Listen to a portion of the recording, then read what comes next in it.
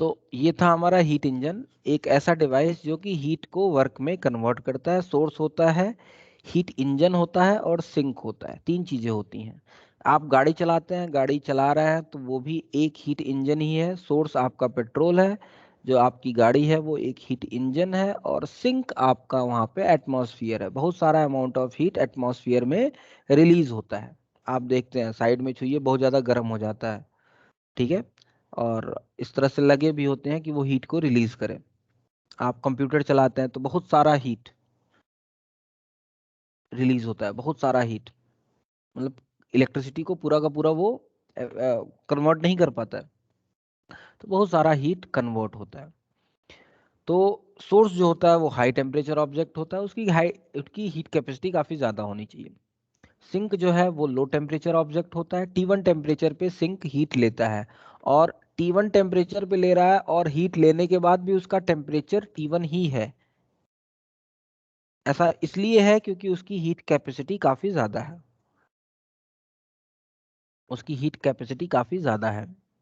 तो यहाँ से एफिशिएंसी निकाल सकते हैं हम, जितना वर्क हुआ और जितनी हीट सप्लाई की आपने, तो वर्क अपॉन हीट सप्लाइड, ये आपकी एफिशिएंसी होगी। यहाँ पे हम वर्क कितना हुआ, तो Q2 अमाउंट ऑफ हीट दिया आपने और Q1 amount of heat release हो गया, तो दोनों को जोड़ दें, क्योंकि जो दिया वो पॉजिटिव साइन में है और जो रिलीज हुआ हीट इंजन से वो नेगेटिव साइन में होगा। तो Q1 और Q2 को जोड़ दें तो वो वर्क के बराबर आ जाएगा। तो Q1 plus Q2 that is work done, divide by Q2 heat supply की थी, तो ये एफिशिएंसी जो हो जाएगी Q2 plus Q1 by Q2 हो जाएगी।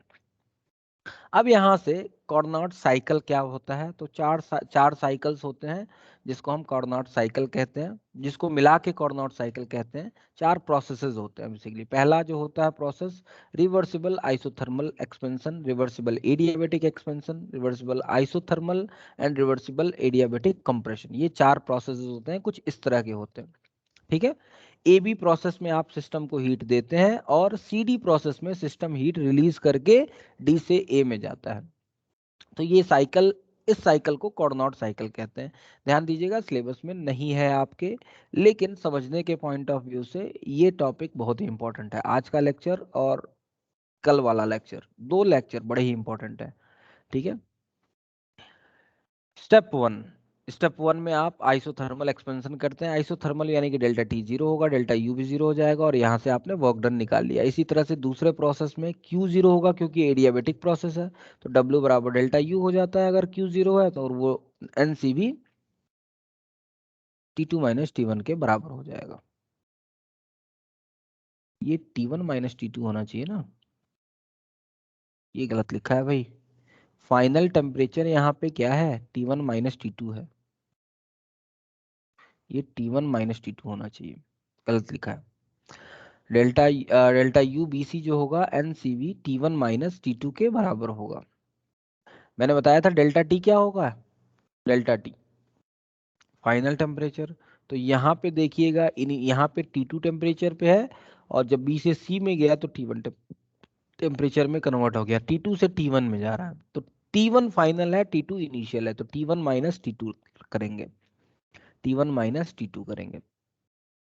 सिमिलरली स्टेप 3 की बात करें, रिवर्सिबल आइसोथर्मल कंप्रेशन, जिसमें चेंज इन टेम्परेचर जीरो होगा, डेल्टा यू सी डी भी जीरो हो जाएगा, और यहाँ से वर्क डन आपने निकाल लिया, यहाँ से आपने वर्क डन निकाल लिया।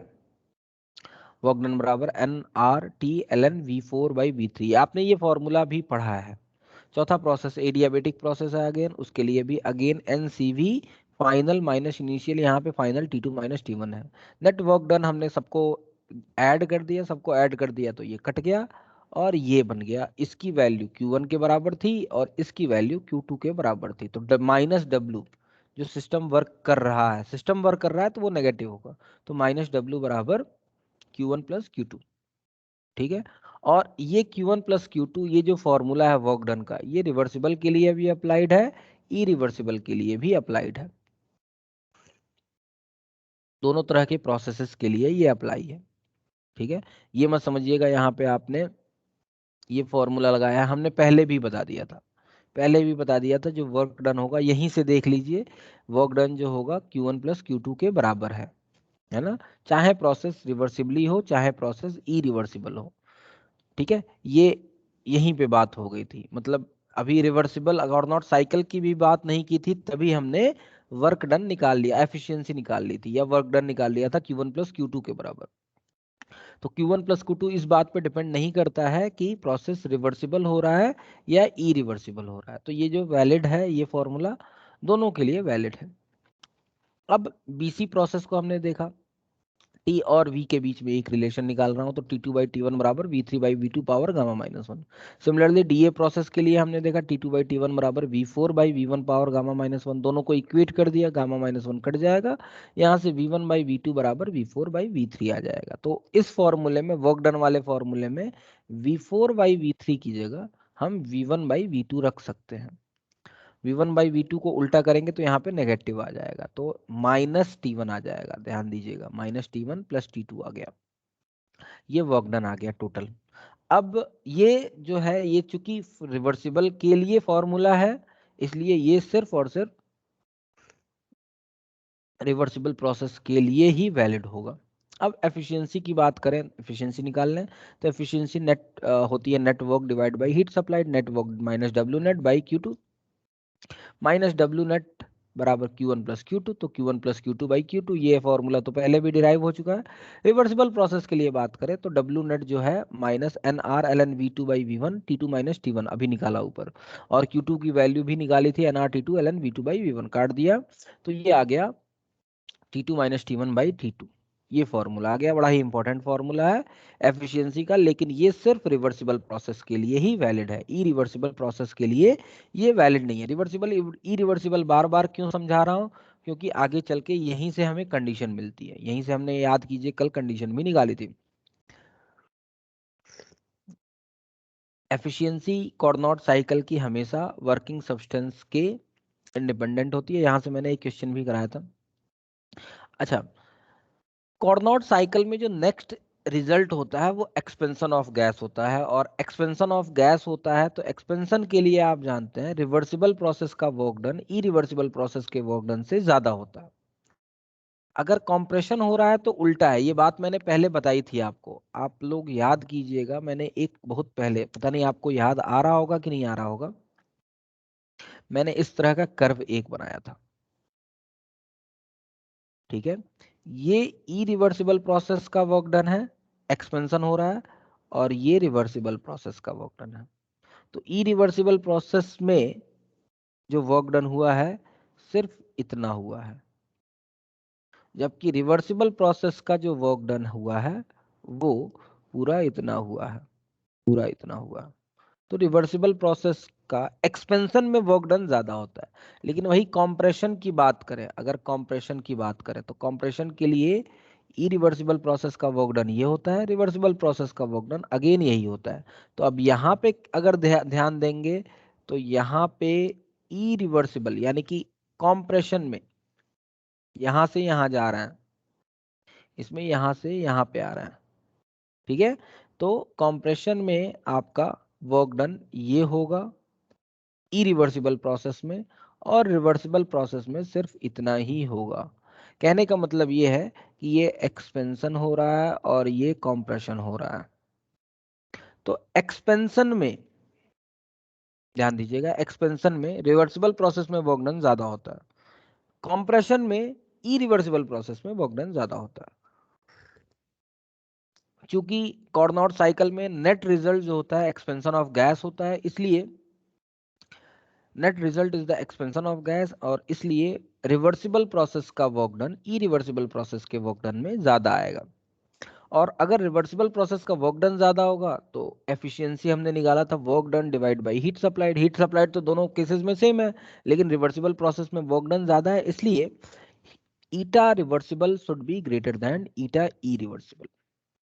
ठीक है, ये हमने लास्ट क्लास में पढ़ा था, और भी पढ़ा था, चीजें देखते हैं।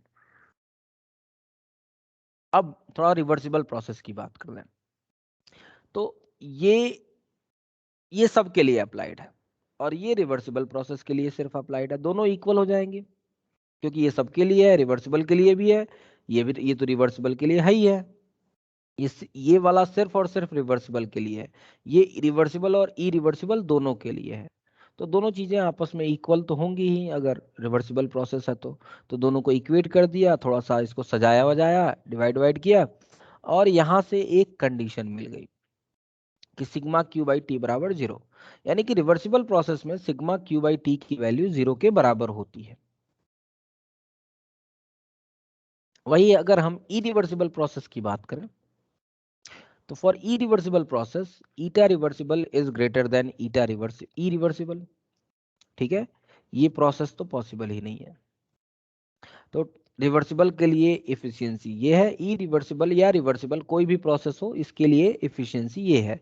ऑब्वियसली रिवर्सिबल के लिए ज्यादा होगी।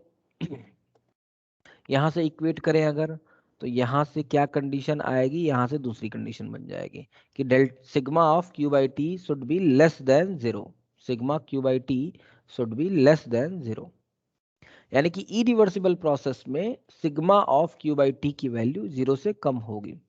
अगर sigma of Q by T की वैल्यू 0 से बड़ी हो जाती है तो वो प्रोसेस इरिवर्सिबल हो जाएगा। क्यों? क्योंकि उस केस में ये कंडीशन अप्लाई करनी पड़ेगी, ये वाली, यानी कि इरिवर्सिबल प्रोसेस में वर्क डन ज्यादा होगा, और वो कभी हो ही नहीं सकता। तो ये भी कभी नहीं हो सकता, क्योंकि ये कभी नहीं हो सकता इसलिए ये कभी नहीं हो सकता, इसलिए ये कंडीशन हम कह सकते हैं that is a condition for impossible process. ठीक है, अब इन्हीं तीन चीजों को एक साथ मैंने मिलाया। मैंने कहा था सिग्मा क्यू बाई टी बराबर 0 रिवर्सिबल के लिए, sigma Q by T is less than 0 irreversible के लिए, sigma Q by T is greater than 0 impossible process के लिए। इन दोनों को मिला दें तो रिवर्सिबल और इरिवर्सिबल दोनों को मिला दें, कोई भी पॉसिबल प्रोसेस है, कोई भी प्रोसेस जो कि हो सकता है, उसकी कंडीशन आ गई कि sigma Q by T is less than 0, sigma Q by T is less और इक्वल देन 0। और इसी को, सिग्मा को, अगर छोटे छोटा हीट अमाउंट रिलीज हो रहा है तो सिग्मा को आप इंटीग्रेशन में कन्वर्ट कर सकते हैं। तो sigma is basically becomes integration, और ये बन जाता है integration of D Q by T is less और इक्वल देन 0। और इसको मैंने कहा था क्लासियस इनइक्वालिटी। यहां से मैंने एक क्वेश्चन दिया था इसी कंडीशन का इस्तेमाल करने के लिए, आप लोगों ने किया होगा। किसी को डाउट है उस क्वेश्चन में? बोलिएगा, किसी को डाउट है उस क्वेश्चन में? बताइए जरा। No sir. कर लिया? कौन सा पहला वाला प्रोसेस कौन सा है, रिवर्सिबल, इरिवर्सिबल या फिर इम्पॉसिबल? बोलिएगा, पहला वाला प्रोसेस क्या था, रिवर्सिबल, इरिवर्सिबल या इम्पॉसिबल? निकाला आप लोगों ने?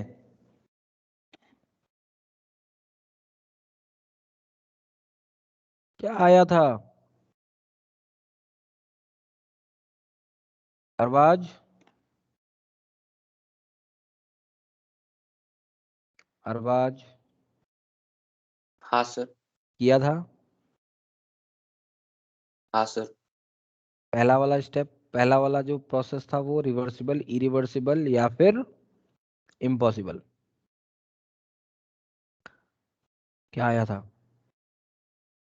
इरिवर्सिबल। पहला वाला इरिवर्सिबल। दूसरा? दूसरा सूरज किया? रिवर्सिबल। अच्छा, सूरज किया था। हाँ सर। पहला वाला क्या आया था? Sir irreversible. और दूसरा? दूसरा सर रिवर्सिबल। और तीसरा? तीसरा सर इम्पॉसिबल था। तीसरा इम्पॉसिबल था। ओके, बाकी लोगों ने किया था कि नहीं? ओम किया था? सर नहीं ओ, किया। क्यों बेटा? एक छोटा सा क्वेश्चन दिया यार मैंने। हम्म, कल पढ़ाई नहीं हुई क्या? क्यों भाई ओम, बोलिएगा, वैष्णवी हुआ कि नहीं हुआ? Yes sir. किया था? हाँ सर। चलिए, चलिए तो डिस्कस करने की जरूरत है मुझे इस क्वेश्चन को एक करा देता हूँ, एक करा देता हूँ, एक करा देता हूँ, पहला वाला करा देता हूँ, करेंगे कैसे वो देख लीजिएगा। कह रहा है a heat engine absorb 760 kilo joule. 760 क्या है यहाँ पे? Q2 है। 760 इज Q2, यानी कि Q2 कह रहा है इस क्वेश्चन में, इस क्वेश्चन में पहला वाला कर लेते हैं, पहला वाला। तो Q2 की वैल्यू 760 है और सोर्स से वो 380 केल्विन पे हीट ले रहा है, यानी कि 380 केल्विन क्या है? T2 है। Q1 जो हीट सप्लाई कर रहा है वो कह रहा है इट रिजेक्ट 650 किलो जूल, यानी कि Q1 650 है। और T1 कितना है? T1 कितना है? तो T1 की वैल्यू, अच्छा ये नेगेटिव में होगा, ये भी ध्यान रखिएगा। Q1 जो है रिजेक्ट कर रहा है तो ये नेगेटिव में होगा, पॉजिटिव मत निकाल लीजिएगा, नेगेटिव में होगा। और T1 की वैल्यू कितनी है? 280। T1 is 280 kelvin. तो बस अब Q1 बाई T1 यानी कि माइनस 650 बटा 280 प्लस 760 बटा 380, ये देख लीजिए क्या आ रहा है, पॉजिटिव आ रहा है, नेगेटिव आ रहा है, जीरो आ रहा है, देख लीजिए। ठीक है, ये देख लीजिए आप क्या आ रहा है, बस वहीं से आपका काम हो जाएगा। ये आ जाएगा 650 डिवाइड बाई 280, ये 2.32 आता है, 2.32 नेगेटिव में आ रहा है। और प्लस ये तो आई थिंक डबल है जस्ट, तो ये 2 आ जाएगा, तो नेगेटिव में 0.32 आ जाएगा। नेगेटिव में 0.32 नेगेटिव आ रहा है, यानी कि कौन सा प्रोसेस है ये? इरिवर्सिबल। पहला वाला इरिवर्सिबल है, यही आया था आप लोगों का? हाँ सर। तो ऐसे ही निकाल लेंगे। अब दूसरे वाले के केस में Q1 बस बदलेगा, बाकी सब तो सेम रहेगा। Q1 बस बदलता जाइए, Q1 को बदलते जाइए, तीनों केसेस में करते जाइए। रिजेक्ट कर रहा है तो वो नेगेटिव में रखिएगा। आदित्य शायद कल ये गलती कर रहे थे तुम, नेगेटिव में नहीं रखा था। हाँ बस यही गलती हो रहा है। हाँ, नेगेटिव में नहीं रखे थे, कोई बात नहीं। चलिए, तो ये आपका कल का लेक्चर था, रिवीजन कर रहे थे हम लोग। काफी टाइम हमने इसमें दिया, काफी टाइम इसलिए दिया क्योंकि जरूरत भी है इसके। ठीक है, आज हम अब इसी कंडीशन का इस्तेमाल करके एक नई चीज को समझेंगे। ठीक है, एक नया टर्म समझेंगे, एंड दैट टर्म बहुत ही इंपॉर्टेंट टर्म है। ये हमेशा कई बार परेशान करता है बस आपको। ठीक है, परेशान करता है कि ये अचानक से कैसे प्रकट हो गया, जिसका नाम है एंट्रोपी। एंट्रोपी मतलब हीट वीट तो ठीक था, इस चैप्टर में हीट की बात हो रही थी, अब तक हीट की बात कर रहे थे। हीट में भी हमने अलग अलग तरह के हीट की बात की थी, जैसे इंथैल्पी की बात की थी, इंटरनल एनर्जी की बात की थी, या फिर किसी सिस्टम को हीट सप्लाई किया था आपने, उसकी बात की थी, जो भी हीट सप्लाई किया था। ये एक बिल्कुल अलग सा टर्म आ जाता है एंट्रोपी, जिसको हम एस से डिनोट करते हैं। एंट्रोपी को एस से डिनोट किया जाता है। आता यहीं से है, कैसे आता है समझाऊंगा आपको, कैसे आता है समझाऊंगा। लेकिन एंट्रोपी पहले होती क्या है वो समझ जाएं, फिर आता कैसे है वो समझेंगे। ठीक है, तो एंट्रोपी जो है वो रैंडमनेस के बारे में बताता है कि कोई भी सिस्टम कितना रैंडम है। अगर सिस्टम की रैंडमनेस ज्यादा है तो उसकी एंट्रोपी ज्यादा होगी, या ऑर्डर्ड वे में नहीं है, कोई भी सिस्टम डिसऑर्डर्ड है, तो या एंट्रोपी जो है या तो रैंडमनेस को बताता है या फिर डिसऑर्डरनेस को बताता है। ये एंट्रोपी होती है। पहले एंट्रोपी को समझेंगे हम कि क्या होती है एंट्रोपी। ठीक है, और फिर हम ये बात करेंगे कि आया कहाँ से वो ऊपर जो कॉर्नोट साइकिल हमने किया था वहीं से ये अचानक से प्रकट हो जाता है। तो कैसे प्रकट होता है उसको हम समझेंगे। ठीक है, तो एंट्रोपी जो होता है वो रैंडमनेस के बारे में हमें बताता है कि रैंडम कोई भी सिस्टम कितना रैंडम है। ठीक है, रैंडमनेस हमारे लिए बड़ा ही इंपॉर्टेंट है क्योंकि उसका इस्तेमाल कई जगह होगा, मैं बताऊंगा भी। एक्चुअली यही एंट्रोपी जो होती है वो अनअवेलेबल, मैंने कहा था एनर्जी जो आप किसी भी सिस्टम को दे रहे हैं, दो तरह की एनर्जी होती है, एक अवेलेबल और दूसरी अनअवेलेबल। जो आपने Q2 अमाउंट ऑफ हीट दिया था, उससे जो वर्क हुआ था वो अवेलेबल एनर्जी थी, और जो रिजेक्ट हो गया था दैट वाज अनअवेलेबल एनर्जी। उसका इस्तेमाल आप नहीं कर पा रहे थे, उसको वर्क में कन्वर्ट नहीं कर पा रहे थे, and that's why it is known as unavailable energy. तो हम आगे चल के ये भी समझेंगे कि एंट्रोपी जो होता है उसी अनअवेलेबल एनर्जी को नापने का तरीका होता है। ठीक है, अनअवेलेबल एनर्जी को नापने का तरीका एंट्रोपी होता है। लेकिन फिलहाल एंट्रोपी की बात करें तो entropy is the measure of degree of randomness या फिर डिग्री ऑफ डिसऑर्डरनेस। ठीक है, तो ये एंट्रोपी होती है। इस बात को लिखते चलें, इस बात को लिखते चलें। तो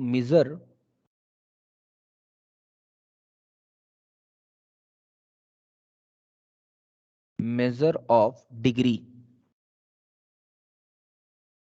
ऑफ रैंडमनेस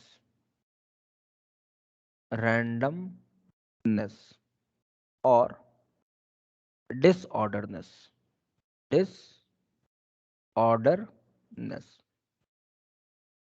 ठीक है, ऑफ सिस्टम। ठीक है, इट इज के लगा लीजिए, it is measure of degree of randomness या फिर डिसऑर्डरनेस। ठीक है, ऑब्वियसली कोई भी सिस्टम जितना ज्यादा रैंडम होगा उसकी एंट्रोपी भी उतनी ज्यादा होगी। More random is a system, एक सिस्टम जितना ज्यादा रैंडम होगा higher will be its entropy, उसकी एंट्रोपी भी उतनी ज्यादा होगी। और यहां से अब एक बहुत ही सिंपल सी बात, बहुत ही बेसिक बात निकल के आती है कि अगर सॉलिड, लिक्विड और गैस को कंपेयर करें तो ऑब्वियसली सॉलिड में मॉलिक्यूल्स या फिर आयंस या फिर एटम्स ज़्यादा अरेंज्ड होते हैं, पैक्ड होते हैं, हिलटे डुलटे नहीं हैं, रैंडम नहीं होते हैं, वो कहीं भी नहीं जा सकते हैं। तो सॉलिड की एंट्रोपी सबसे कम होगी, लिक्विड की थोड़ी सी ज़्यादा होगी, गैस की सबसे ज़्यादा होगी। यानी कि यहाँ से एक बहुत ही बेसिक बात, बहुत ही सिंपल सी बात समझ में आ रही है, बहुत ही सिंपल बात, कि एंट्रोपी ऑफ सॉलिड सबसे कम होगा, उसके बाद आएगा एंट्रोपी ऑफ लिक्विड, और उसके बाद आएगा एंट्रोपी ऑफ गैस। ये तीन चीजें आएंगी भाई। ठीक है, ये एक हमारे लिए बड़ा ही एक इम्पॉर्टेंट सा या बहुत ही बेसिक सी बात है ये। मतलब अगर एंट्रोपी को किसी को समझा दिया जाए तो एक बच्चा भी कह देगा हाँ यार सॉलिड तो अरेंज्ड है, इसलिए सॉलिड की एंट्रोपी सबसे कम होगी। गैस में मॉलिक्यूल सबसे ज्यादा इधर उधर मूव कर रहे हैं, इधर उधर भाग रहे हैं, तो गैसेस की एंट्रोपी सबसे ज्यादा होगी। ये एक मतलब बच्चा भी आपको बता देगा, बड़ा ही सिंपल सी बात है, कोई बहुत बड़ी बात इसमें मैंने नहीं कह दी। थोड़ा सा सॉलिड को समझ लेते हैं। सॉलिड में एक्चुअली दो कैटेगरी होती है, तो थोड़ा सा सॉलिड को क्लासिफिकेशन करें तो सॉलिड भी दो तरीके का होता है। ये जो सॉलिड है ये भी दो तरीके का होता है, एक होता है क्रिस्टलाइन सॉलिड और एक होता है अमॉर्फस सॉलिड। सॉलिड स्टेट जब हम पढ़ेंगे तो क्रिस्टलाइन और अमॉर्फस के बारे में बड़ा ही डिटेल वे में स्टडी करेंगे। तो सॉलिड दो तरह के होते हैं, क्रिस्टलाइन सॉलिड और दूसरे होते हैं अमॉर्फस सॉलिड। अमॉर्फस सॉलिड, दो तरह के सॉलिड होते हैं, क्रिस्टलाइन सॉलिड और अमॉर्फस सॉलिड। क्रिस्टलाइन सॉलिड में जो अरेंजमेंट होता है बड़ा ही रेगुलर पैटर्न होता है एक। ठीक है, आप जानते हैं, ये तो आपने मतलब बहुत ही बेसिक बात है। आप कहेंगे सर ये क्यों बता रहे हैं, तो बस एक इसलिए बता दूं कि भाई बताना है मुझे। ठीक है, तो क्रिस्टलाइन में क्या होता है, रेगुलर ऑर्डर्ड होता है, रेगुलर ऑर्डर्ड अरेंजमेंट। ठीक है, ऑफ कॉन्स्टिट्यूएंट पार्टिकल,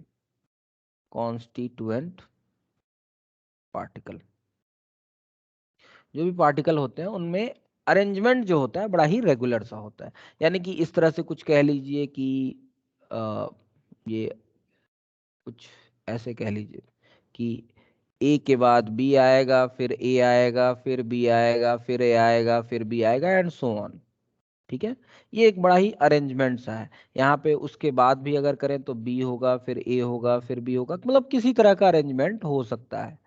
ठीक है, तो ये आपका क्रिस्टलाइन सॉलिड हो गया। दूसरा जो होता है that is amorphous solid. Amorphous क्या होता है? तो इरेगुलर अरेंजमेंट जो होती है, नॉट रेगुलर, इरेगुलर और रैंडम अरेंजमेंट। ई रेगुलर और रैंडम अरेंजमेंट, ठीक है, of constituent particle, constituent particle. ठीक है, इसको हम एमॉर्फस सॉलिड कहते हैं। इसमें कुछ भी हो सकता है, A B, A B, A B, B, कुछ भी हो सकता है। ठीक है, कोई पैटर्न नहीं है, अगले वाले को प्रिडिक्ट नहीं कर सकते। और अगर क्रिस्टलाइन और एमॉर्फस में अगर हम एंट्रोपी की बात करें तो ऑब्वियसली क्रिस्टलाइन सॉलिड मोर ऑर्डर्ड है, एमॉर्फस में ऑर्डरनेस गायब है थोड़ी। हालांकि पैक्ड है, एक जगह स्थिर है, तो इस तरह से तो ऑर्डर्ड है कि एक जगह है भैया, इधर उधर घूम नहीं रहे हैं।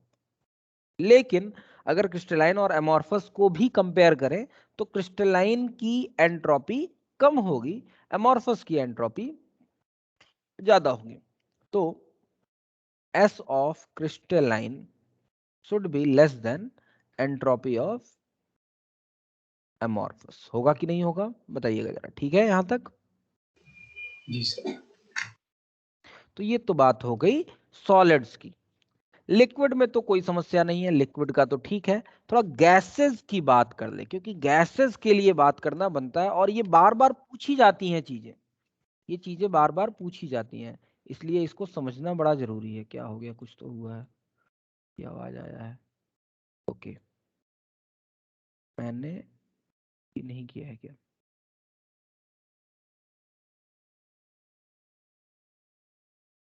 Okay, Jaydeep, Jaydeep, hello, hello, नहीं सुन रहा। हाँ चलिए, तो आगे बढ़ते हैं। अब हम थोड़ा सा गैसेस की बात करते हैं। लिक्विड के लिए तो बहुत कुछ बात करने के लिए नहीं है, हम थोड़ा गैसेस की बात कर ले। फॉर गैसेस, फॉर गैसेस, ये जो चल रहा है that is very much important, क्योंकि फर्स्ट लॉ तो कई बार आप थोड़ा सा मेहनत करेंगे तो आ जाएगा, थोड़ा सा खुद से भी अगर पढ़ने की कोशिश कर लेंगे, नहीं समझ में आया खुद से पढ़ने की कोशिश करेंगे, आ जाएगा। बस कैलकुलेशंस हैं, अगर आप ध्यान दीजिए, कैलकुलेशंस है, कुछ डेफिनेशंस है, कुछ चीजों को समझना है। जैसे आपको इंथैल्पी समझना है, थोड़ा सा हीट कैपेसिटी समझ लेना है। अगर ये चार चीजें, इंटरनल एनर्जी क्या होती है, ये दो चार चीजें आप अच्छी तरह से समझते हैं तो आप फर्स्ट लॉ को बड़े ही आराम से, बड़े ही आसानी से आप कर पाएंगे। सेकेंड लॉ को समझना थोड़ा सा मुश्किल है। आप देख रहे हैं कितनी कॉम्प्लेक्सिटी आ रही है, कितनी कॉम्प्लेक्सिटी आ रही है। थर्मोकेमिस्ट्री तो काफी आसान है, थोड़ा सा आप मेहनत करेंगे, सेकंड लॉ तो बड़े ही आराम से आएगा, बहुत ही आराम से आएगा। सेकंड लॉ में तो कुछ है ही नहीं है, सॉरी थर्मोकेमिस्ट्री में बस उसमें क्वेश्चंस जो होते हैं उसमें कैलकुलेशंस होते हैं, तो आप बस कैलकुलेशन मिस्टेक ना करें, चीज़ों को सही सही डेफिनेशन सही सही दिमाग में रखें, सीखें, तो सेकंड लॉ थर्मोकेमिस्ट्री भी चीज़ें बड़ी ही ईजी हैं। समस्या होती है सेकंड लॉ ऑफ थर्मोडायनेमिक्स में, नहीं समझ में आता है, मतलब मैं बोल रहा हूँ ना, वो समझ में ही नहीं आता है कि क्या चल रहा है। क्वेश्चन फॉर्मूला रट लेते हैं तो क्वेश्चन करने लगते हैं, लेकिन समझ में आना, जिस तरह से कहते हैं ना, चैप्टर को हमने समझ लिया एक बार चैप्टर को तो फिर कोई समस्या नहीं है, तो समझ में आना बड़ा मुश्किल है। ठीक है, गैसेस की बात करें, गैसेस के लिए एंट्रोपी की बात करें, जैसे मैं एक एग्जांपल लूं आपको, एक मैं गैस ले रहा हूं NO2 और एक गैस ले रहा हूं N2O4, ये गैसेस है। ठीक है, ये दो गैसेस है। मैं पूछूं कि किसकी एंट्रोपी ज्यादा है और किसकी एंट्रोपी कम है। ठीक है, दोनों गैस है, दोनों गैस है। तो ये कैसे बताएंगे? तो ये आप इस तरह से बताएंगे कि भाई जिसमें नंबर ऑफ एटम्स ज्यादा होंगे, जिस गैस में नंबर ऑफ एटम्स ज्यादा होंगे उस गैस में भाई वो ज्यादा रैंडम हो सकता है कि नहीं? बताइएगा जरा, बात समझ में आ रहा है? जिसमें नंबर ऑफ एटम्स ज्यादा है उसकी रैंडमनेस ज्यादा हो जाएगी। रैंडमनेस को आप सिंपली आप मोशन से नहीं समझ सकते हैं। रैंडमनेस को आप इस तरह से भी समझते हैं कि एनर्जी लेवल की बात करें। जैसे फॉर एग्जांपल मैं कहूं आपसे कि nitrogen,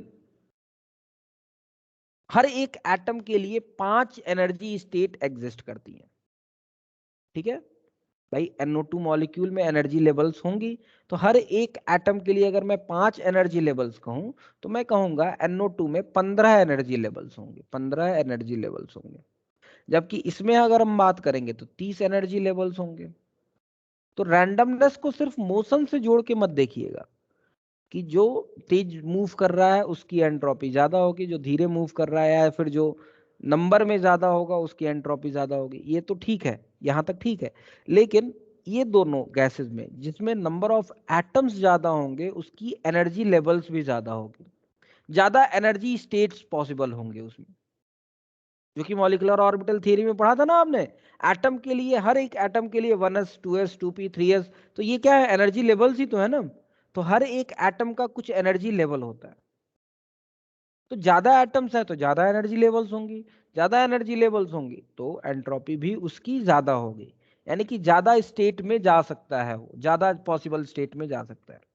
it is just like एक आदमी है, उसके पास एक ही घर है, तो एक ही घर में रहेगा, है ना। लेकिन अगर किसी आदमी के पास एनर्जी लेवल ज्यादा है, 2 घर है, 4 घर है, 5 घर है मान लीजिए, तो उसकी रैंडमनेस भी बढ़ जाएगी। उसके इस घर में पाए जाने की भी प्रोबेबिलिटी हो सकती है, उस घर में भी पाया जा सकता है, उस घर में भी पाया जा सकता है, यानी कि वो ज्यादा रैंडम हो जाएगा अब। तो जिसकी एनर्जी लेवल्स ज्यादा होगी, energy levels are just like घर, तो जिसके घर ज्यादा होंगे उसकी रैंडमनेस भी ज्यादा होगी। तो यहां से सिंपली हम ये कह सकते हैं कि जैसे जैसे किसी गैस में नंबर ऑफ मॉलिक्यूल्स की संख्या बढ़ती है, जैसे जैसे किसी गैस में नंबर ऑफ मॉलिक्यूल्स की संख्या बढ़ती है, वैसे वैसे उसकी रैंडमनेस भी बढ़ती है। यानी कि अगर यहाँ पे हम बात करें तो N2O4 की ज्यादा होगी। कैसे कहेंगे इसको, कैसे डिफाइन करेंगे? As the number of atom, as the number of atom in a molecule increases, number of atoms increase करेगा, इट बिकम मोर कॉम्प्लेक्स, ज्यादा कॉम्प्लेक्स हो जाएगा, ठीक है। और अगर कॉम्प्लेक्स ज्यादा होगा, hence its entropy, hence its entropy increases. यानी कि एक कॉम्प्लेक्स सिस्टम की एंट्रोपी ज्यादा होगी than a less complex system. यहां से आप ये भी एक चीज आप समझ सकते हैं,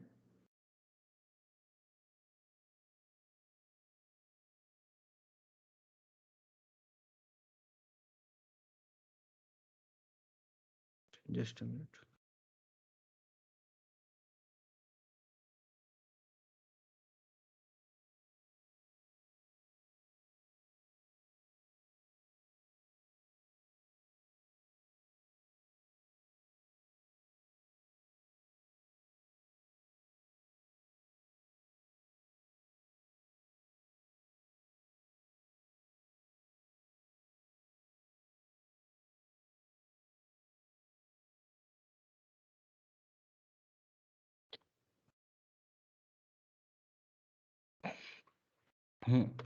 तो जैसे जैसे नंबर ऑफ एटम्स मॉलिक्यूल्स में बढ़ेंगे वैसे वैसे उसकी कॉम्प्लेक्सिटी बढ़ेगी, और जैसे जैसे कॉम्प्लेक्सिटी बढ़ेगी उसकी एंट्रोपी भी बढ़ेगी, ठीक है। जैसे एक आध एग्जाम्पल और कर ले, जैसे अगर मैं कहूँ SO2 और SO3 की एंट्रोपी, किसकी एंट्रोपी ज़्यादा है, किसकी एंट्रोपी कम है, तो आप क्या कहेंगे? जैसे एक और एक मॉलिक्यूल ले लूँ, CH4 ले लूँ और C2H6 ले लूँ, तो ऑब्वियसली जिसमें नंबर ऑफ एटम्स ज़्यादा होंगे उसकी एंट्रोपी ज़्यादा होगी, क्योंकि वो एक मोर कॉम्प्लेक्स सिस्टम होगा। ठीक है, तो ये एंट्रोपी का कुछ बेसिक बात है। और थोड़ा सा देखते हैं, एक क्वेश्चन के फॉर्म में बताता हूँ आपको, एक क्वेश्चन देता हूँ आपको, यानी कि अब हम क्वेश्चन के फॉर्म में बात करते हैं। Which has higher entropy, H2 या फिर H? अगर मैं ये कहूँ तो बताइए किसकी एंट्रोपी ज्यादा होगी, यहाँ पे बताइए तो।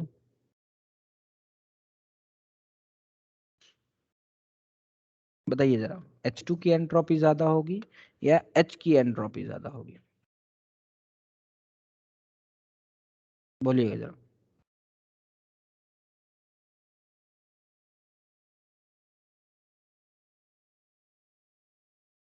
बोलिए जरा, H2 की एंट्रोपी ज्यादा होगी या H की एंट्रोपी ज्यादा होगी?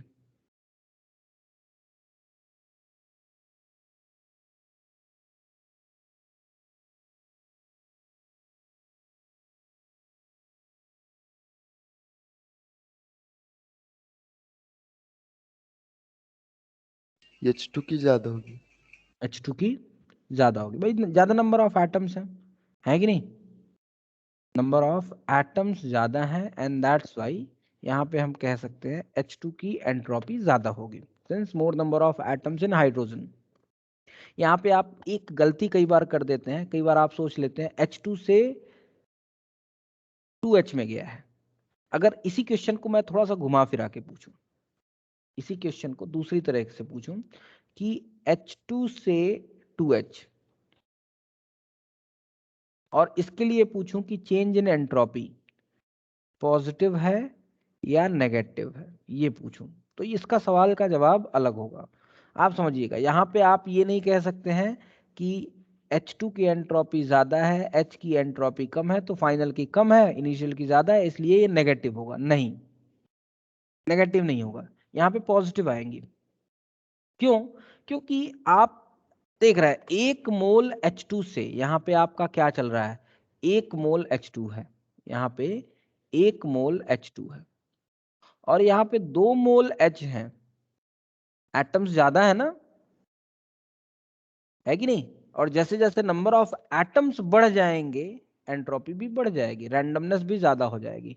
H2 में पैक्ड थे, 2 हाइड्रोजन एक साथ जुड़े हुए थे, अभी 2 हाइड्रोजन बिल्कुल अलग अलग हो गए, तो 2H, यहाँ पे 2H की एंट्रोपी ज्यादा होगी। समझ रहे हैं बात को?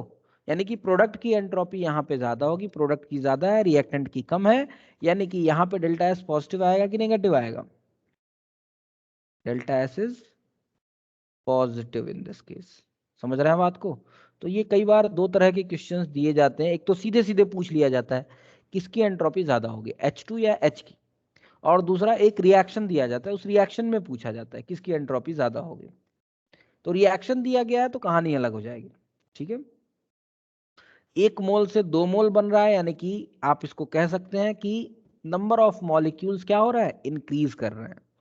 ठीक है, as number of molecule, as number of molecule increases, number of molecules बढ़ रहे हैं। ठीक है, रैंडमनेस भी बढ़ेगी, सो रैंडमनेस इंक्रीजेस, और अगर रैंडमनेस बढ़ेगा तो डेल्टा एस बी इस केस में क्या हो जाएगा, पॉजिटिव होगा, प्रोडक्ट की एंट्रोपी ज्यादा होगी। Is it clear? बताइएगा। ठीक है, चलिए कुछ क्वेश्चंस करते हैं, कुछ क्वेश्चंस करते हैं। ठीक है, give the sign of delta S in the following.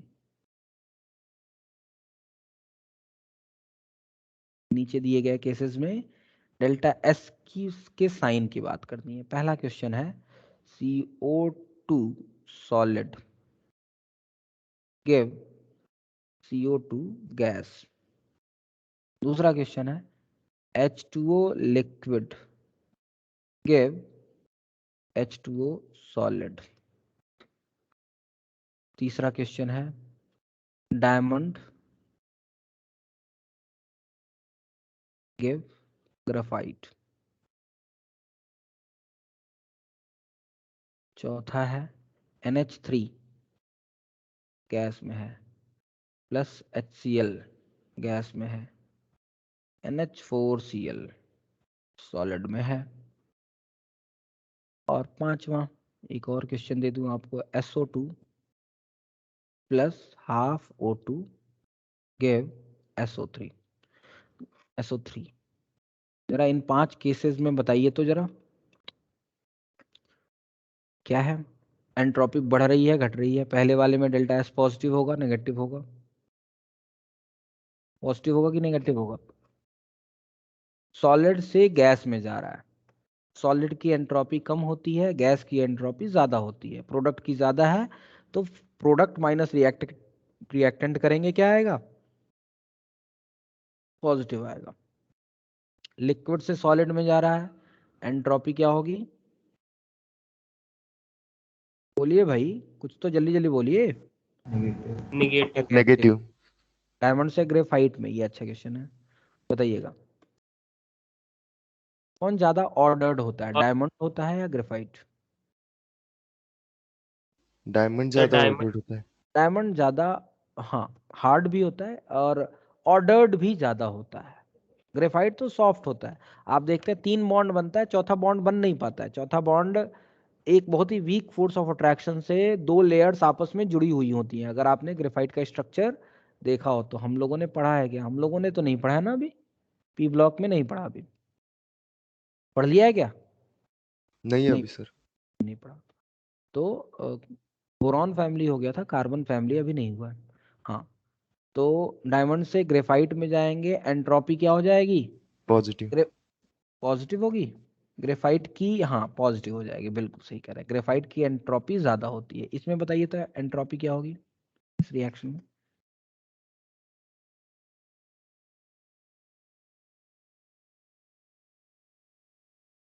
Sir negative होना चाहिए। नेगेटिव होना चाहिए ऑब्वियसली। NH4Cl सॉलिड है तो सॉलिड की एंट्रोपी कम होगी, सॉलिड की एंट्रोपी कम होगी, गैस रिएक्टेंट की एंट्रोपी ज्यादा है, तो ये नेगेटिव होगा। इसमें बताइए डेल्टा एस क्या होगा, पॉजिटिव होगा नेगेटिव होगा? रिएक्टेंट साइड में 1.5 मॉलिक्यूल्स हैं, 1.5। प्रोडक्ट साइड में सिर्फ एक है, तो 1.5 एक में कन्वर्ट हो रहा है। मतलब क्या हो रहा है? 1.5 जो है वो एक में कन्वर्ट हो रहा है, इसका मतलब क्या हुआ? रैंडमनेस घट रही है। रैंडमनेस घट रही है, एंट्रोपी क्या होगी? चेंज इन एंट्रोपी नेगेटिव होगी। नेगेटिव। होगी नहीं होगी? ठीक है, चलिए। अब आपसे एक क्वेश्चन बार बार पूछा जाता है अंडे के बारे में, ठीक है? अंडे को बॉयल करें तो एंट्रोपी में क्या चेंज आएगा? तो थोड़ा सा अंडे के बारे में समझते हैं, ठीक है? तो हम समझते हैं अंडे का फंडा। अंडे का फंडा जरा समझ लें हम लोग, क्या होता है अंडे के में, ठीक है? और ये कई बार पूछा जाता है, क्वेश्चन कई बार आ चुका है। रॉ एग है, अंडा है आपके पास, उसको आपने किया है बॉयल और उससे आपका बन चुका है बॉयल्ड एग, ठीक है? रॉ एग से बॉयल्ड एग बन चुका है। रॉ एग आपका लिक्विड स्टेट में होता है और बॉयल्ड एग आपका सॉलिड या सेमी सॉलिड कह सकते हैं, सेमी सॉलिड कह सकते हैं, सॉलिड तो मत कहिए, सेमी सॉलिड तो कह ही सकते हैं, क्यों भाई? सॉफ्ट होता है, सेमी सॉलिड है, या सॉलिड भी कह सकते हैं, कोई समस्या नहीं है। तो लिक्विड से सॉलिड में जा रहा है वो, एंट्रोपी बढ़ेगी कि घटेगी?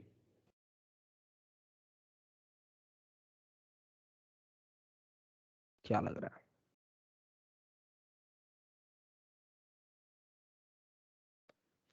लिक्विड से सॉलिड में जा रहा है। लिक्विड जनरली आपका क्या होता है? मोर रैंडम होता है, मोर रैंडम। ये लेस रैंडम होता है। मोर रैंडम से लेस रैंडम में जाएंगे तो एंट्रोपी क्या होगी? डिक्रीज होगी, यानी कि डेल्टा एस यहाँ पे नेगेटिव आना चाहिए। लेकिन अंडे के साथ ऐसा बिल्कुल नहीं होता है। अंडे के साथ ऐसा बिल्कुल नहीं होता है, बिल्कुल गलत बात है ये। ठीक है, ओके। अंडे में ऐसा नहीं होता है। अंडे रॉ एग को बॉइल्ड एग में कन्वर्ट करें तो भले ही वो सॉलिड में जा रहा है, आपको लग रहा है कि वो ज़्यादा ऑर्डर्ड हो गया है, लेकिन नहीं, वो ज़्यादा ऑर्डर्ड नहीं हुआ है, वो लेस ऑर्डर्ड हो गया है। उसकी एंट्रोपी पॉजिटिव बन जाती है। ठीक है, कैसे पॉजिटिव बनती है इसको जरा समझते हैं, इस बात को जरा समझते हैं, क्योंकि ये क्वेश्चन पूछा जाता है। तो जैसे आपका रॉ एग है, रॉ एग है, रॉ एग किस चीज से मिल के बना होता है? क्या होता है? रॉ एग में प्रोटीन होते हैं, है कि नहीं? प्रोटीन होते हैं, है कि नहीं भाई? रॉ एग में प्रोटीन होता है ना? हाँ सर। यस रॉ एग में प्रोटीन होता है। ठीक है, और प्रोटीन किस चीज से मिलके बना होता है, कुछ पता है आप लोगों को? प्रोटीन किससे मिलके बना होता है Aditya? Amino acids. Amino acid से। प्रोटीन जो होता है वो एमिनो एसिड से मिलके बना होता है। एमिनो एसिड, एमिनो एसिड क्या होते हैं? एमिनो एसिड पता है किसी को? ऐसा कोई कंपाउंड जिसमें COOH भी हो और NH2 भी हो। पढ़ेंगे इसको आप, ठीक है? जब आप पढ़ेंगे किसके बारे में? कार्ब क्या, कौन सा चैप्टर है? बायोमोलिक्यूल्स। तो इसमें आप पढ़ेंगे, यहाँ पे कुछ भी होगा, लेकिन कम से कम एक NH2 अमीन ग्रुप हो और एक एसिडिक ग्रुप हो, COOH। ये एसिड कहलाता है, कई बार इसको शॉर्ट फॉर्म में एसिड कह देते हैं, कार्बोक्सिलिक एसिड ना कह के इसको सिंपली एसिड कह देते हैं। तो अमीन हो और एसिड हो, उसको हम कहते हैं अमीनो एसिड। प्रोटीन्स में यही अमीनो एसिड्स, बहुत सारे अमीनो एसिड्स आपस में जुड़े होते हैं। किस बॉन्ड से? पेप्टाइड बॉन्ड से। क्या होता है पेप्टाइड बॉन्ड? आगे पढ़ेंगे, हम ज्यादा बात नहीं करेंगे। लेकिन amino acids are bonded through peptide bond. Peptide bond, amino acids जो होते हैं वो पेप्टाइड बॉन्ड से बंधे होते हैं। ठीक है, जितने भी अमीनो एसिड्स होते हैं वो पेप्टाइड बॉन्ड से बंधे होते हैं। ठीक है, यानी कि अमीनो एसिड का कुछ स्ट्रक्चर की बात करें तो स्ट्रक्चर उनका कुछ ऐसा होगा। ये अमीनो एसिड है, ये अमीनो एसिड है, मान लीजिए 5 मॉलिक्यूल का ले लिया हमने, और ये उनके बीच में बॉन्डिंग होती है, और इस बॉन्ड को हम कहते हैं peptide bond. This bond is known as peptide bond. Peptide bond, peptide bond होता क्या है समझ लीजिए, C डबल बॉन्ड O और NH, ये होता है। इसी को, इतने को ही पेप्टाइड बॉन्ड कहते हैं। CONH को पेप्टाइड बॉन्ड कहते हैं। ठीक है, जब आप इस अंडे को, बेचारे अंडे को आप उबाल देते हैं, ये बॉन्ड बड़े वीक होते हैं, टूट जाते हैं, ये बॉन्ड टूट जाते हैं, यानी कि अब अमीनो एसिड ऐसे अलग अलग एग्जिस्ट करता है। ठीक है, यानी कि अब वो प्रोटीन नहीं रह गया। आपने अंडे को बॉयल कर दिया तो वो प्रोटीन नहीं रह गया, वो अमीनो एसिड में कन्वर्ट हो गया। जब आप बॉडी में प्रोटीन लेते हैं ना, तो प्रोटीन, बॉडी क्या करती है? प्रोटीन को तोड़ती है अमीनो एसिड में पहले, इसी पेप्टाइड बॉन्ड को तोड़ती है। जब आप अंडे को बॉयल कर रहे हैं तो अंडा जब बॉयल हो रहा है तो वही काम बॉयलिंग में हो जा रही है। और इसीलिए कहा जाता है भैया अंडा जो होता है बड़ा बढ़िया होता है, बहुत बढ़िया बेसिकली प्रोटीन का बड़ा एक अच्छा सोर्स होता है, और इसके जो प्रोटीन्स होते हैं बड़े ही इजीली डिसॉल्व हो जाते हैं, बड़े ही इजीली, तुरंत प्रोटीन मिलता है आपको यहाँ से, अंडे खाने से तुरंत प्रोटीन मिलता है। ठीक है, तो ये आपका बॉयल करने पे ऐसा काम होता है। ये अमीनो एसिड्स हैं, दीज आर अमीनो एसिड, ए लिख दूं मैं, ए अमीनो एसिड। और अमीनो एसिड में ये बॉन्ड टूट गया, ये बॉन्ड ब्रेक कर गया, और जैसे ही ये बॉन्ड ब्रेक हुआ क्या होगा, पेप्टाइड बॉन्ड टूट गया।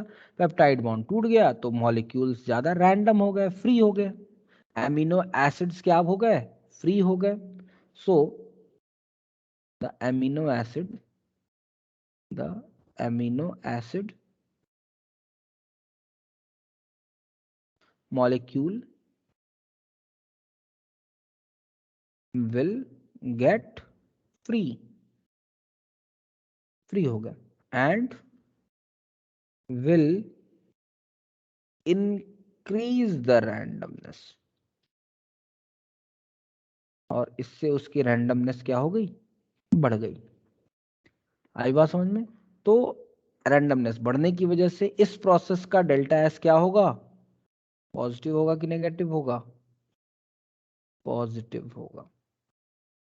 ठीक है, इस प्रोसेस का डेल्टा एस पॉजिटिव होगा। कुछ ऐसा ही केस होता है जब आप रबर को स्ट्रेच करते हैं, तो रबर को जब आप स्ट्रेच करते हैं,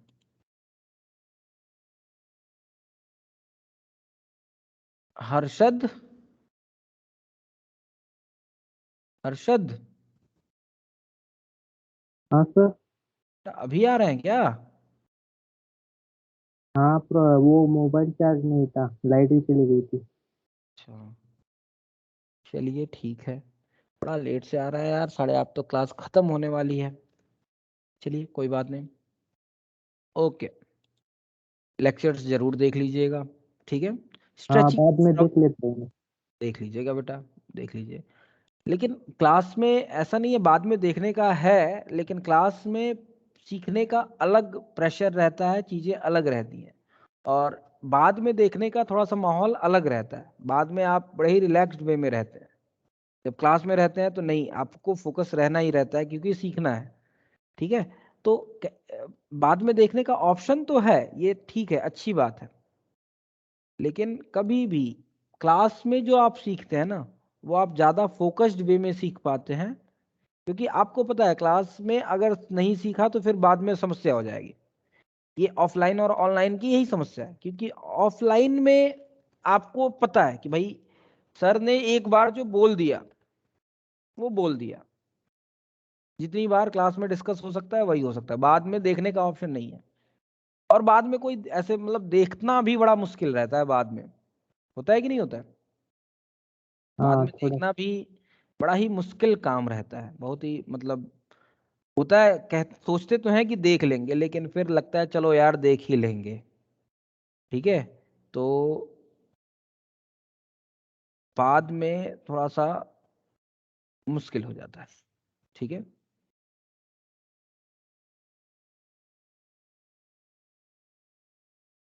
ओके, तो ये है,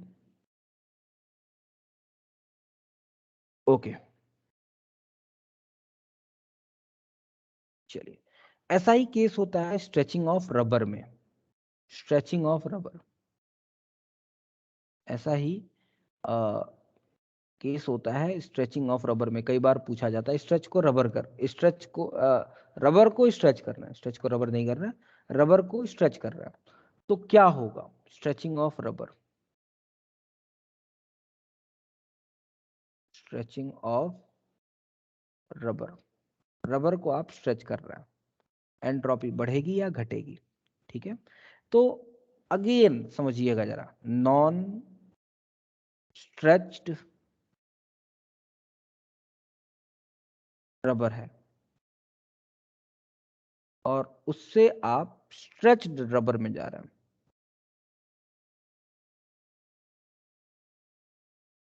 ठीक है, तो नॉन स्ट्रेच्ड रबर कुछ ऐसा होता है, रबर में मॉलिक्यूल्स ऐसे होते हैं, और नॉन स्ट्रेच रबर में मॉलिक्यूल कुछ ऐसे होते हैं। ठीक है, ओके। और जब भी ऐसा होता है, जब भी ऐसा होगा, तो जो एक ऑर्डर था उसका, रबर का जो एक पर्टिकुलर ऑर्डर था, एक पर्टिकुलर ऑर्डर में था, वो एक बॉन्डेड से बॉन्डेड था, एक पर्टिकुलर ऑर्डर था, वो ऑर्डर उसका डिस्टर्ब हो गया, यानी कि उसकी डिसऑर्डरनेस बढ़ गई है। या इसको इस तरह से भी समझ सकते हैं कि ये वाला जो होता है that is more complex, more complex. ठीक है, and this is less complex. ठीक है, दिस इज लेस कॉम्प्लेक्स। ठीक है, तो जब भी आपने रबर को स्ट्रेच किया, ठीक है, उसकी जो ऑर्डरनेस थी, एक पर्टिकुलर ऑर्डर्ड वे में था, वो उसकी ऑर्डरनेस गायब हो गई, उसका जो ऑर्डर्ड वे था वो गायब हो गया, वो एब्स्ट्रेट हो गया। जिस ऑर्डर में वो था, जिस हिसाब से वो था मॉलिक्यूल, जितना कॉम्पैक्ट था, कॉम्प्लेक्स था, अब वो फैल गया है, और फैल जाने से उसकी एंट्रोपी बढ़ गई है, रैंडमनेस बढ़ गई है उसकी। ठीक है, रैंडमनेस बढ़ गई है, और रैंडमनेस डेल्टा एस बढ़ जाने की वजह से, डेल्टा एस बढ़ गया, तो इस प्रोसेस का डेल्टा एस नेगेटिव आएगा कि पॉजिटिव आएगा? पॉजिटिव आएगा। इस प्रोसेस का डेल्टा एस जो होगा वो पॉजिटिव आएगा।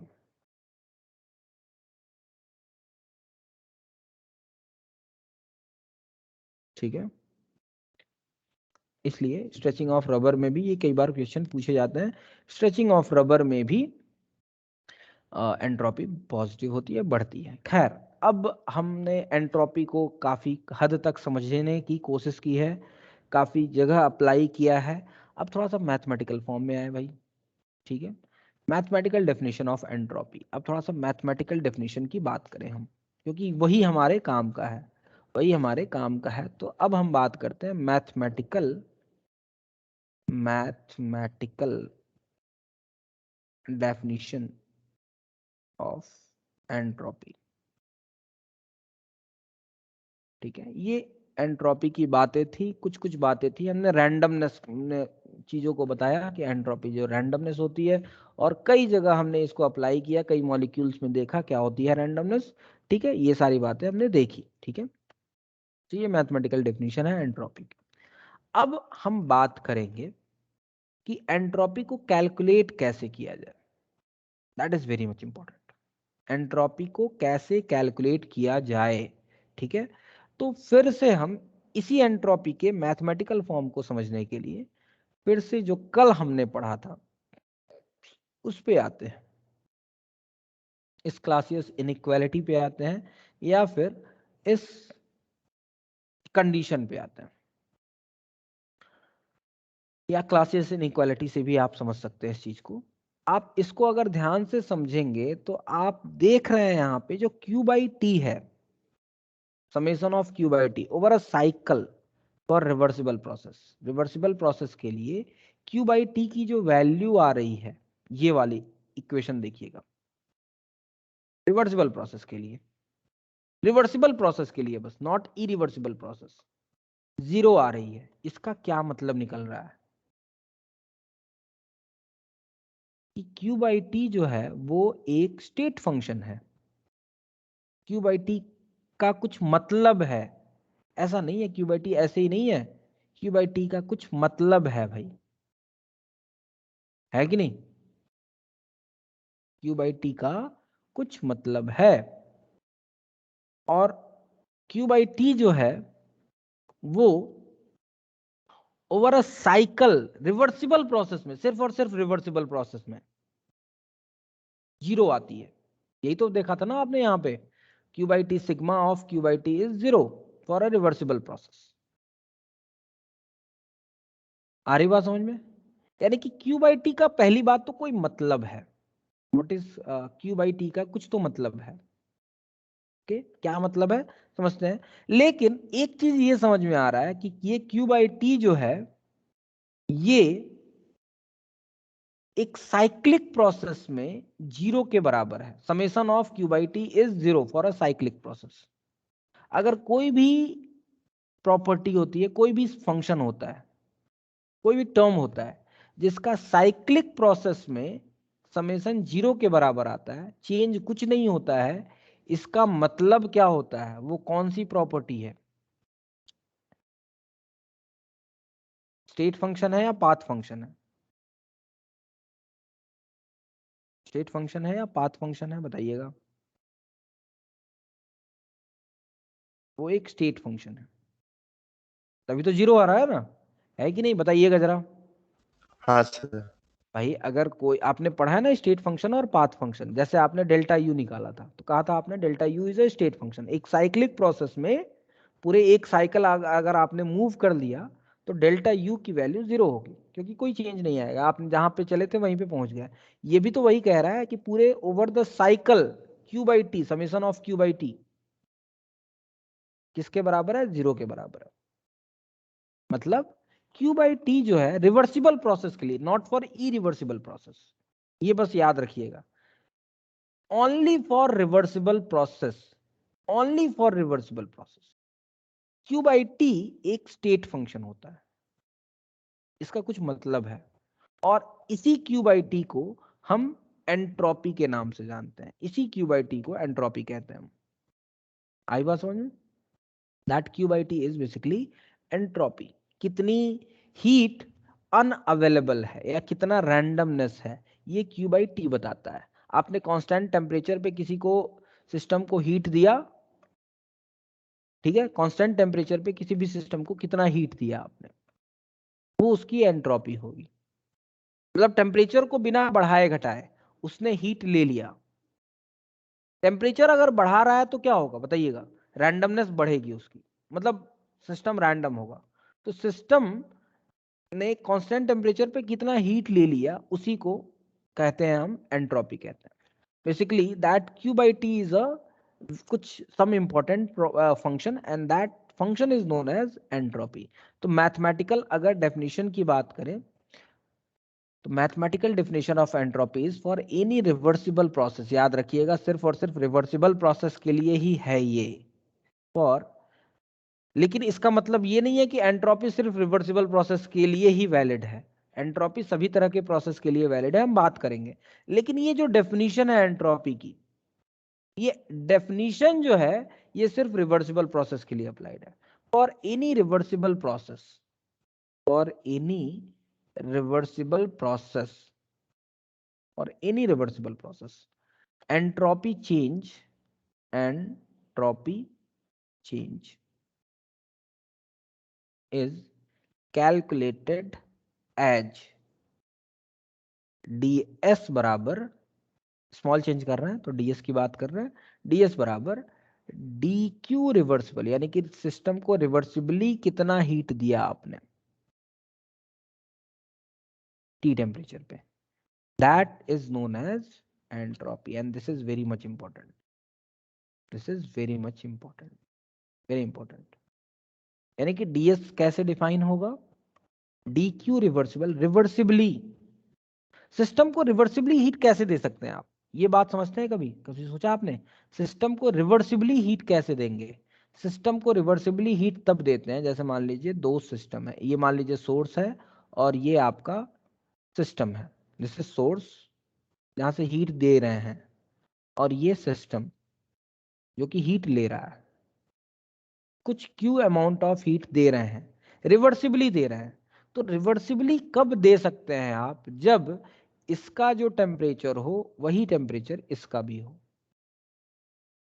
तभी बहुत स्मॉल अमाउंट में हीट का ट्रांसफर होगा। आ रही बात समझ में? स्मॉल अमाउंट में, स्मॉल अमाउंट में हीट का ट्रांसफर होगा।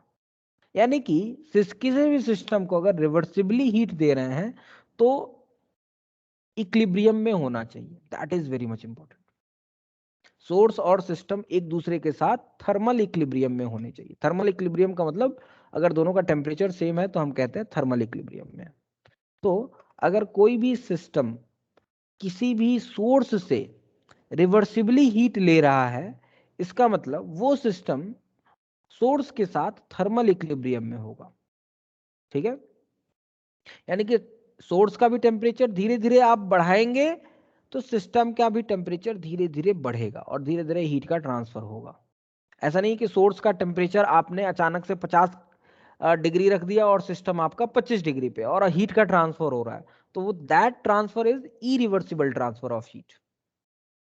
रिवर्सिबल हीट का ट्रांसफर तभी होगा जब आपने सोर्स को 25.000001 पे रखा है और सिस्टम आपका एग्जैक्ट 25 पे है, तो कुछ अमाउंट ट्रांसफर हो जाएगा सिस्टम को हीट। फिर से आप क्या करेंगे, सोर्स का टेम्परेचर फिर से थोड़ा सा बढ़ाएंगे, फिर से कुछ हीट ट्रांसफर होगा, फिर से थोड़ा सा बढ़ाएंगे, फिर से हीट ट्रांसफर होगा, यानी कि बड़ा ही स्लो प्रोसेस है। मैंने पहले भी बताया था reversible process is always a slow process. तो किसी भी सिस्टम को स्लोली स्लोली हीट दे रहा है, बहुत ही स्लोली स्लोली हीट दे रहे हैं, तो आप कहेंगे कि वो रिवर्सिबल ट्रांसफर हो रहा है। अगर आप दूध गैस पे चढ़ा देते हैं, ठीक है, और ट्रांसफर की बात करते हैं, तो जो आपने रखा है, गैस जो रखा है आपने, उसका टेम्परेचर ज्यादा है, दूध का टेम्परेचर कम है, तो वो जो ट्रांसफर होता है, वो जो हीट दिया जाता है रिवर्सिबल प्रोसेस के थ्रू नहीं दिया जाता, इरिवर्सिबल प्रोसेस के थ्रू दिया जाता है। That process is always irreversible. ठीक है, आई होप आप रिवर्सिबल प्रोसेस को फिर से रिकॉल कर रहा हूं, समझ रहा हूं। रिवर्सिबल प्रोसेस मैंने स्टार्टिंग में ही बताया था, कोई भी प्रोसेस जो स्लो हो, हीट का ट्रांसफर स्लोली स्लोली कब होगा, जब दोनों थर्मल इक्विलिब्रियम में होंगे। यानी कि for reversible transfer of heat, इसको लिख लीजिएगा, इंपॉर्टेंट है, for reversible transfer of heat, source and system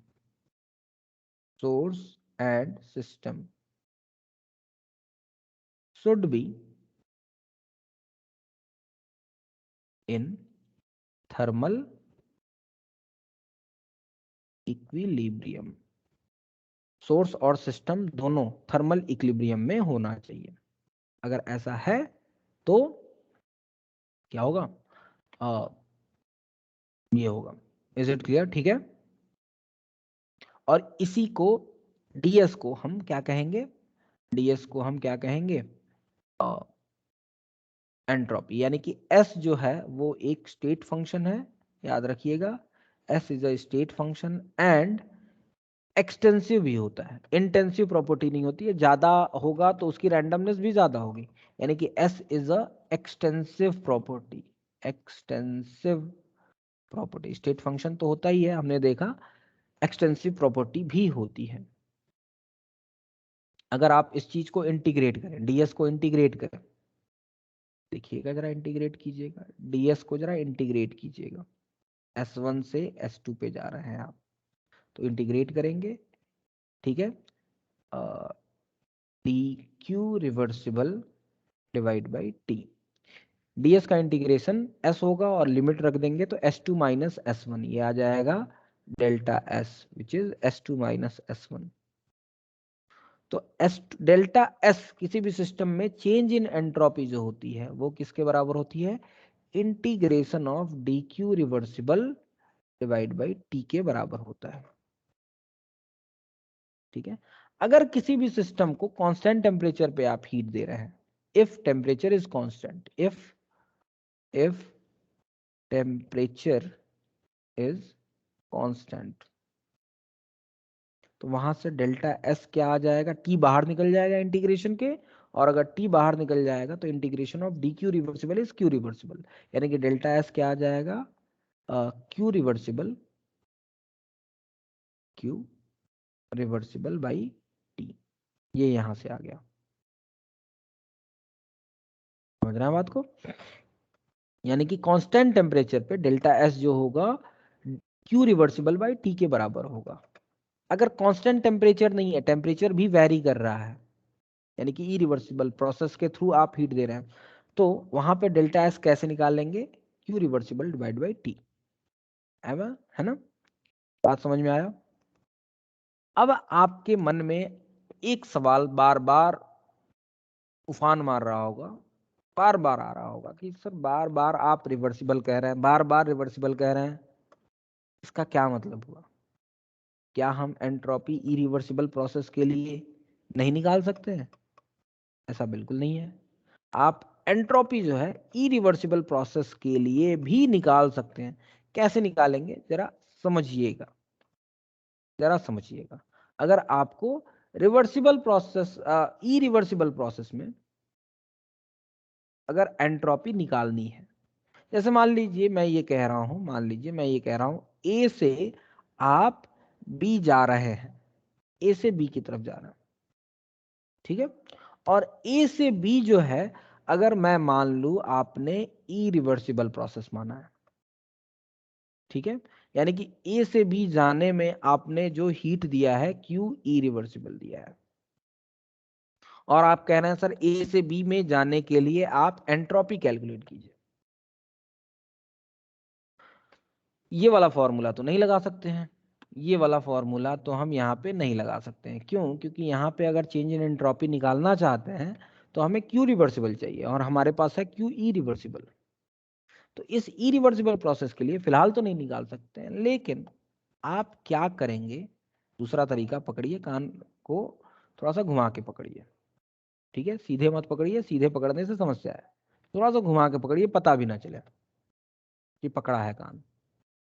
करना क्या है भाई, यही कह रहा है ना फॉर्मूला, कह रहा है आपसे कि भैया क्यू रिवर्सिबल बाई टी चाहिए हमें, तो ठीक है, हम क्या करते हैं, एक इमेजनरी प्रोसेस बना देंगे, एक इमेजनरी प्रोसेस बना देंगे। भाई क्यू हमें पता है कि एक स्टेट फंक्शन है, तो ए से बी आप किसी भी पाथ से जाएं, चेंज इन एंट्रोपी तो सेम होगी ना, चेंज इन एंट्रोपी तो सेम होगी। तो हम क्या कर रहे हैं, एक इमेजनरी पाथ बना देंगे, एक इमेजनरी पाथ क्रिएट करेंगे, और वहां से वो पाथ जो होगा वो एक रिवर्सिबल पाथ होगा। यानी कि मैंने क्या किया, एक imaginary imaginary reversible path create कर दिया, और यहां पे उस पाथ में आपने सिस्टम को रिवर्सिबली हीट दिया होगा, भाई रिवर्सिबल पाथ है तो रिवर्सिबली हीट दिया होगा, और वो एक इमेजनरी प्रोसेस होगा, होगा कि नहीं होगा? तो बस अब आप इस इमेजनरी पाथ का, डेल्टा एस इमेजनरी पाथ का आप निकाल सकते हैं, क्योंकि वो एक रिवर्सिबल पाथ है। तो उसके लिए आप निकाल सकते हैं इंटीग्रेशन जो होगा क्यू रिवर्सिबल इमेजनरी पाथ का डिवाइड बाई टी होगा। और एक और बात, क्योंकि delta S A B process का इमेजनरी करें या फिर रियल करें, ए बी रियल इक्वल होगा, होगा कि नहीं होगा? होगा कि नहीं होगा? डेल्टा एस ए बी जो होगा वो इक्वल होगा। क्यों इक्वल होगा? इक्वल क्यों होगा? क्योंकि भाई डेल्टा एस जो है, since delta S is a state function, since लिख लीजिए इसको, since delta S is a state function, एक स्टेट फंक्शन है, इसलिए डेल्टा एस इमेजनरी जो होगा डेल्टा एस रियल के बराबर होगा, होगा कि नहीं होगा? अब यहां से आप निकाल सकते हैं, यहां से आप निकाल सकते हैं, यहां से आप कह देंगे कि भाई डेल्टा एस जो होगा, delta S A B process का जो होगा वो इसी के बराबर होगा, किसके बराबर? Integration of Q reversible imaginary divide by T. बताइएगा ऐसा क्यों है? क्योंकि ये एक एक स्टेट फंक्शन है। इज इट क्लियर यहां तक? यहां तक यस बताइएगा। Sir, clear.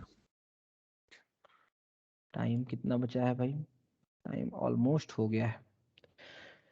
अब हमें अगला टॉपिक समझना है, and that is very much important topic, बहुत ही इंपॉर्टेंट टॉपिक की बात करना है हमें, लेकिन टाइम हमारे पास कम है, वो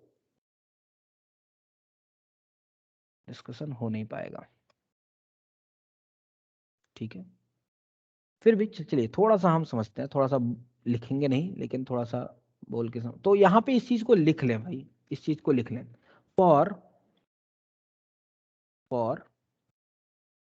any irreversible process, any irreversible process, entropy is calculated by considering an imaginary path, an imaginary path, imaginary, और वो पाथ कैसा होना चाहिए, इमेजनरी रिवर्सिबल पाथ, एज सोन, जैसा कि मैंने नीचे लिखा है। ठीक है, एक इमेजनरी रिवर्सिबल पाथ बनाइए। अब फिर आपकी एक समस्या होगी, आप कहेंगे सर ठीक है आपने पाथ बना दिया, आपने बता तो दिया, बड़ा बढ़िया से समझा दिया हम लोगों को कि एक इमेजनरी पाथ बना लो, कैलकुलेट कैसे करेंगे वो क्यू रिवर्सिबल? कर लेंगे भैया, वो तो हमारे लिए समस्या नहीं। क्यू रिवर्सिबल हम कर सकते हैं, कैलकुलेट कर सकते हैं, वो हमारे लिए समस्या नहीं है। जब कैलकुलेशन वाले पार्ट पे आएंगे, कैसे एंट्रोपी कैलकुलेट करते हैं, तो वो हम कैलकुलेट कर सकते हैं, वो हमारे लिए समस्या नहीं है। ठीक है, आपको समस्या यही होगी सर ठीक है आपने एक इमेजनरी पाथ तो बना दिया, रिवर्सिबल पाथ, उस इमेजनरी रिवर्सिबल पाथ का क्यू कैसे निकालेंगे? क्यू निकालने तब तो काम हो जाएगा, लेकिन क्यू निकालेंगे कैसे? निकालेंगे भाई, वो कोई हमारे लिए बड़ी समस्या नहीं है। वो जब हम कैलकुलेशन वाले पार्ट में आएंगे, जब एंट्रोपी को कैलकुलेट करना सीखेंगे तो वो भी सीख लेंगे, वो उसमें कौन सी बहुत बड़ी बात है, वो कोई बहुत बड़ी बात नहीं है। ठीक है, तो ये काम हम कर सकते हैं, ये काम कर सकते हैं। ठीक है, तो ये हमारा आ रहा आज का लेक्चर, बहुत ही इंपॉर्टेंट लेक्चर है। कल भी अभी थोड़ा सा ये चलेगा थियोरेटिकल पार्ट, फिर हम कैलकुलेशन वाले पार्ट में आएंगे। थोड़ा सा थियोरेटिकल पार्ट चलेगा अभी, क्योंकि अभी थियोरेटिकल पार्ट खत्म नहीं हुआ है, क्योंकि अभी हमें सेकंड लॉ एक्चुअली होता क्या है ये तो अभी हमने पढ़ा ही नहीं। हम तो अभी एंट्रोपी में घूम रहे हैं, स्पॉन्टेनिटी में घूम रहे हैं।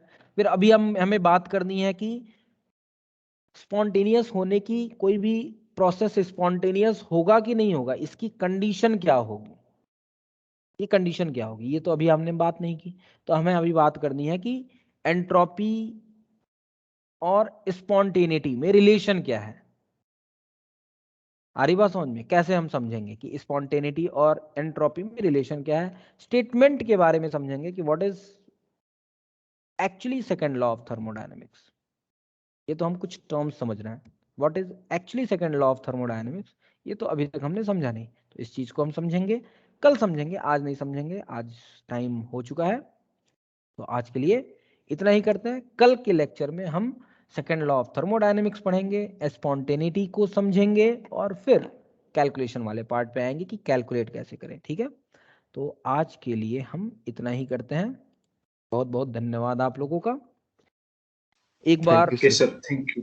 एक बार लेक्चर को फिर से पहले और दूसरे लेक्चर को, सेकेंड लॉ में पहले और दूसरे लेक्चर को रिकमेंड करूंगा कि एक बार तेज करके, मतलब तेज मतलब साउंड तेज नहीं, स्पीड तेज करके एक बार सुन जरूर लीजिएगा, फिर से सुनिएगा, थोड़ा चीजें थोड़ी और क्लियर होंगी। आई बात समझ में?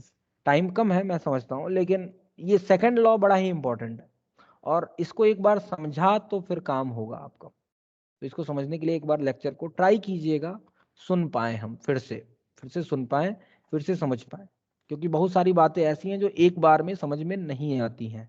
सेकंड लॉ एक बड़ा ही मुश्किल सा लॉ है, समझना इसको बड़ा ही मुश्किल, क्योंकि बहुत टेढ़ी खीर है, घूम फिर के जाना पड़ता है, सीधे सीधे हम बात ही नहीं कर पा रहे हैं। आप ही देख रहे हो, सीधे सीधे हम बात ही नहीं कर रहे हैं। पहले हमने एंट्रोपी पढ़ा, स्पॉन्टेनिटी के बारे में पढ़ रहे हैं, दोनों को रिलेट करेंगे। और एंट्रोपी भी सीधे सीधे हमने नहीं पढ़ा, सीधे सीधे बता देते हैं कि entropy is Q by T. समझिएगा जरा, एंट्रोपी को मैंने यहां पे समझाया आपको, entropy is basically Q by T. यहाँ पे मैथमेटिकल फॉर्म जब पढ़ा हमने तो सीधे सीधे यहाँ पे कहा for any reversible process entropy changes calculated as ds बराबर क्यू बाई टी। अब ये क्यू बाई टी आया कहाँ से? जब तक ये नहीं जानते तब तक आप समझ नहीं पाते, और ये तब तक नहीं समझ पाते जब तक मैं कॉर्नॉट साइकिल नहीं पढ़ाऊँ आपको। तो कहने का मतलब चीज़ों को समझने के लिए आपको पढ़ना पड़ता है। ठीक है, तो चलिए आज के लिए इतना ही करेंगे, नेक्स्ट क्लास में हम इसके आगे बात करेंगे। Thank you so much. Bye, sir. Have a nice day. Thank you everyone, thank you so much.